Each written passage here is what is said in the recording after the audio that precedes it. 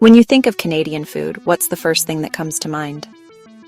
For most people, it's this: a bottle of liquid gold poised over a stack of pancakes. And while maple syrup is undeniably a national treasure, to think Canadian cuisine begins and ends here is to miss out on a vast, diverse, and delicious culinary landscape. Canada is the second largest country in the world, a sprawling tapestry of different climates, cultures, and histories. From the rugged coasts of the Atlantic to the fertile prairies and the lush Pacific shore, its food tells a story. It's a story of indigenous traditions, of French and British settlers adapting Old World recipes to New World ingredients, and of the countless immigrant communities who have woven their own culinary threads into the national fabric. So, if you thought you knew Canadian food, get ready for a journey that goes far beyond the breakfast table. From hearty and savory to decadent and sweet, these are the iconic dishes that truly define the taste of Canada. Let's dig in. First up, the undisputed king of Canadian comfort food, poutine. This glorious mess of fries, cheese curds, and gravy is a Quebec icon with a surprisingly contentious origin story. Several towns in rural Quebec lay claim to its invention in the 1950s, but the most popular tale credits Fernand Lachance of Warwick. The story goes that a regular customer asked for a bag of French fries to be mixed with cheese curds, to which Fernand replied, "Ça va faire une maudite poutine," or, "That will make a damn mess." He wasn't wrong. But what a glorious mess it is. The magic of poutine lies in its trinity of core ingredients, and purists will tell you there's no room for compromise. It starts with the fries. They can't be just any fries. They must be sturdy, medium cut, and crucially, double fried. The first fry cooks the potato through, making it fluffy on the inside. The second, at a higher temperature, creates that shatteringly crisp, golden brown exterior that can stand up to the gravy. Next, the cheese curds. These are not shredded mozzarella. True poutine demands fresh, young cheddar cheese curds. The hallmark of a fresh curd is the signature squeak it makes when you bite into it. They have a mild, milky flavor and a firm, rubbery texture that softens in the heat of the gravy, but doesn't fully melt into a greasy puddle. They should be room temperature when added, so they warm through perfectly. And finally, the gravy. It's the soul of the dish, a savory, peppery brown sauce, traditionally a mix of chicken and veal stock. It has to be hot enough to gently warm the curds and create that iconic stretch, but not so boiling that it instantly turns the crispy fries into a soggy mush. It's a delicate balancing act. While the classic is a masterpiece, poutine has become a canvas for culinary creativity across Canada.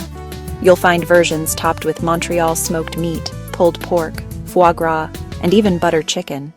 It's a dish that started as a humble snack and has become a national obsession. Moving from savory to sweet, we have a pastry that inspires fierce debate and local pride: the butter tart. This is one of Canada's oldest and most beloved recipes, with its origins tracing back to the pioneer days of the early 19th century. It's believed to be a descendant of similar European tarts, adapted by early settlers using the simple, readily available ingredients of the New World: butter, sugar, syrup, and eggs. The first known published recipe appeared in Barrie, Ontario, in 1900, cementing its status as a quintessential Ontario treat. The anatomy of a butter tart is simple, yet perfect. It begins with a delicate, flaky pastry shell, which acts as the vessel for the star of the show, the filling. This sweet, semi-solid concoction is where the magic and the arguments begin.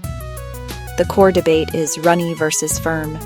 Some swear by a gooey, liquid center that oozes out at the first bite, while others prefer a firmer, more set, caramel-like filling.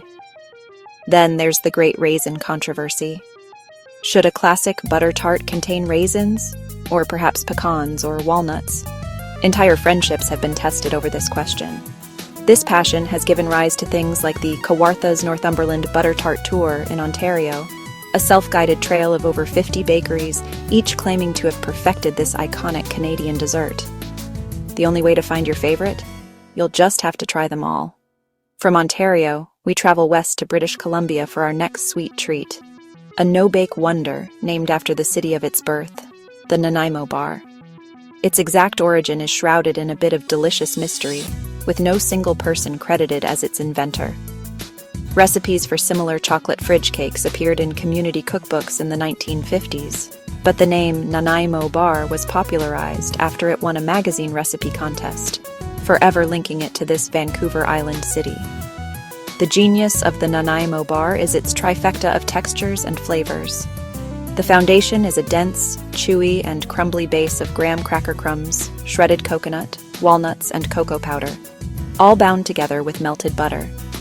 The middle is a sweet, creamy layer of buttercream icing, which gets its signature yellow hue and vanilla-like flavor from bird's custard powder, a key ingredient for any traditionalist. The whole thing is crowned with a crisp, satisfying layer of melted semi-sweet chocolate that snaps when you bite into it. In 1986, the city of Nanaimo even held a contest to find the ultimate official recipe, which you can still find on their website today. It's a symphony of sweet, creamy, chocolatey, and crunchy, no oven required. As the weather turns colder, our culinary journey takes us back to Quebec for a dish steeped in history and holiday tradition: tourtière. This savory meat pie is the heart of the French Canadian, the grand feast held after midnight mass on Christmas Eve. Its roots stretch back centuries to the meat pies of medieval Europe, a recipe brought over by French settlers and adapted to their new home. It was hearty, warming, and a perfect centerpiece for a winter celebration. Every family has their own secret recipe, passed down through generations. The filling is typically made with finely minced pork, though sometimes veal or beef is used. What truly sets it apart is the fragrant blend of spices, cinnamon, cloves, allspice, and nutmeg, that perfume the meat and evoke the feeling of Christmas. Regional variations abound.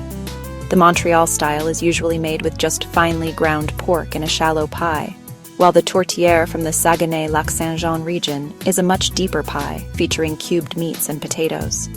It's almost always served with a dollop of homemade fruit ketchup or a sweet-sour chutney, the perfect tangy counterpoint to the rich, spiced meat. It's more than a meal. It's a taste of home and heritage. Sticking with savory, we head to Canada's other great French-speaking metropolis, Montreal, for a delicacy born from its vibrant Jewish immigrant community: Montreal smoked meat. It's often compared to pastrami, but it is distinctly its own creation. The process is an art form. A beef brisket is dry-cured for over a week in a secret blend of spices, heavy on cracked peppercorns, coriander, garlic, and mustard seed. After curing, it's hot-smoked for hours, and finally, steamed for several more hours until it is fall-apart tender. The classic way to enjoy it is piled impossibly high between two slices of light rye bread with a generous smear of yellow mustard. When you order, you'll be asked for your preference: lean, medium, or fatty. While lean is an option, purists will tell you that medium fat offers the perfect balance of flavor and tenderness. Served with a crunchy dill pickle and a side of fries, it's a sandwich that has become a pilgrimage for food lovers visiting the city. From the bustling deli, we go back in time to the forests and rivers of early Canada with a bowl of habitant split pea soup. This humble, hearty soup was the fuel of the French-Canadian fur traders who paddled the country's vast waterways. It was made from simple, non-perishable ingredients: dried yellow split peas and salted pork or a ham hock, which could survive long journeys. Slow cooked for hours with onions and carrots, the peas break down to create a thick, smoky, and deeply comforting soup.